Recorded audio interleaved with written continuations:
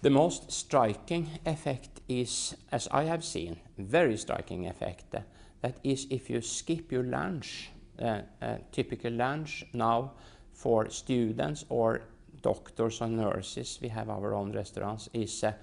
that you get bread and you get some sugar drinks, and that you can get as much as you want, and you get a lot of potatoes, but you don't get so much protein, because that is the expensive part. And when you take this carbohydrate meal with quick carbohydrates, you get very tired 1-2 hours after the meal. And for instance, in the hospitals, we have between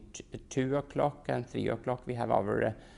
post-education lessons and so on. And then when you have that between 2 and 3, and the lunchtime is around 12, at least 80% are asleep. So if you go into a room and try to speak to people at between 2 and 3 in the afternoon, you look out, at least you can see 80% of the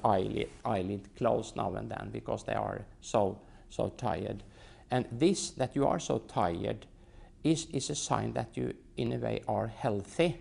because that means that you have your insulin sensitivity intact. So when you eat all these quick carbohydrates, the blood sugar rise not so much, because the insulin rise instead and keep it within reasonable limits.